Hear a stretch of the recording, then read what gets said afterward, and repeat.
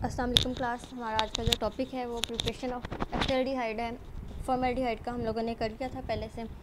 तो लेबॉर्ट्री में इसकी प्रिपरेशन जो है वो है कि acetaldehyde is prepared in the laboratory by the oxidation of ethyl alcohol with acidified sodium dichromate solution.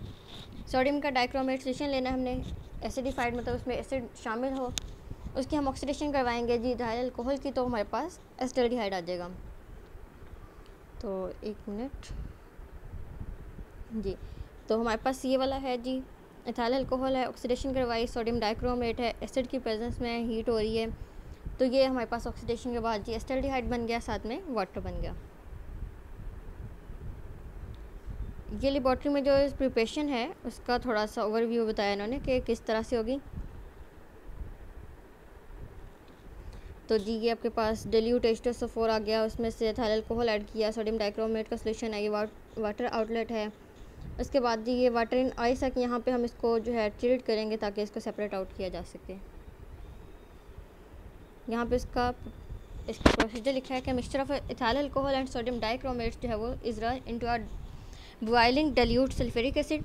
जो बॉयल किया हुआ डिल्यूट सल्फ्यूरिक एसिड है उसमें से हम पास करवाएंगे। Immediately a vigorous reaction take place and the acetaldehyde formed is liquid state is immediately distilled of.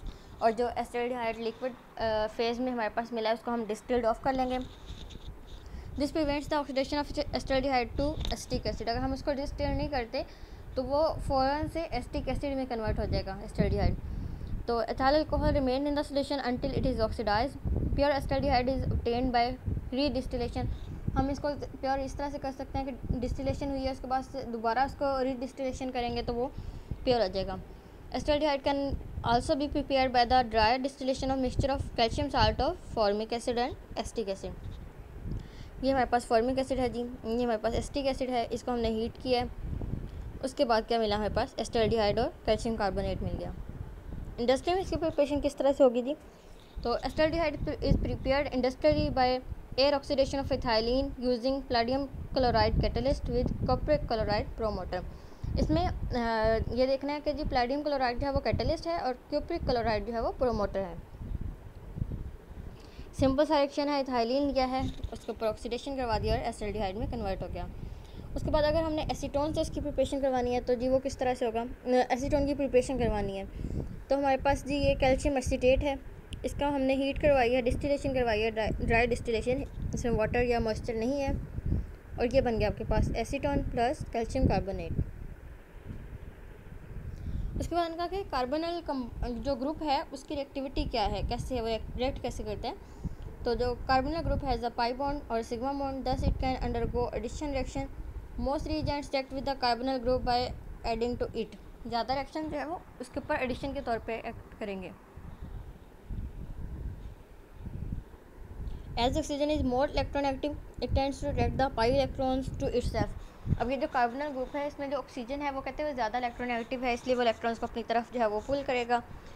This attraction makes the carbonyl group, इसको पोलर कंपाउंड बन देगा कि ऑक्सीजन के ऊपर पार्शली नेगेटिव चार्ज आ जाएगा और ये न्यूक्लियोफाइल के तौर पे एक्ट करेगा, और कार्बन के ऊपर जो है जी पार्शली पॉजिटिव चार्ज आएगा और वो इलेक्ट्रोफाइल के तौर पे एक्ट करेगा, जैसे कि ये डायग्राम में उन्होंने एक स्ट्रक्चर फॉर्म में शो कर दिया। न्यूक्लियोफिलिक एडिशन रिएक्शन जो है वो एल्डिहाइड्स और कीटोन्स के किस तरह से हैं। As the result of unsymmetrical electronic distribution about the carbonyl group, the nucleophilic reagent can start the initial attack on the carbon।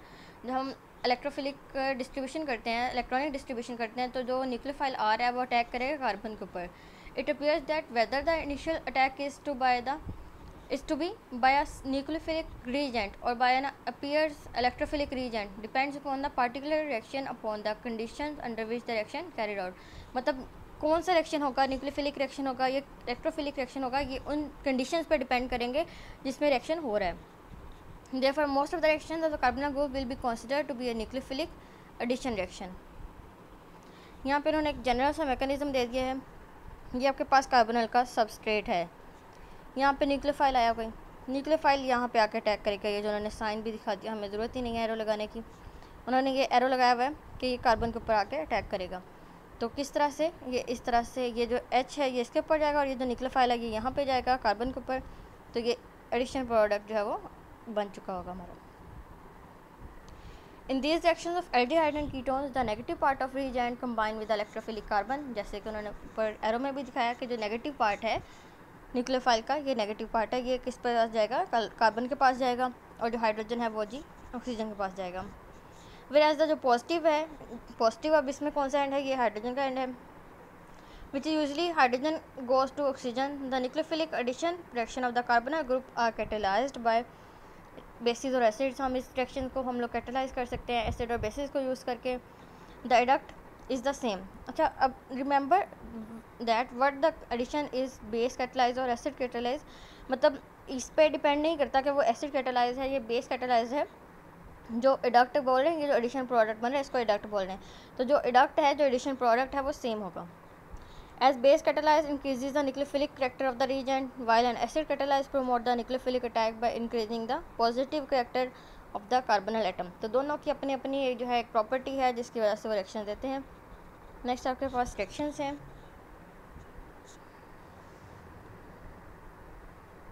तो रिएक्शंस हम कल देखेंगे। आज आपकी जैसे इसकी प्रिपरेशन ऑफ एस्टल्डिहाइड, एसीटोन और रिएक्टिविटी ऑफ कार्बोनिल ग्रुप है, तो आपको पूछा जा सकता है कि रिएक्टिविटी ऑफ कार्बोनिल ग्रुप किस तरह से है, ये आपको डिटेल में बताना पड़ेगा इसका, ये आप देख लेना। और ये रिएक्शंस हैं, ये डायग्राम मस्ट है इसकी एस्टल्डिहाइड की, इसको आप अच्छे से प्रिपेयर करना। आज का टॉपिक यहीं तक है। अल्लाह हाफिज़।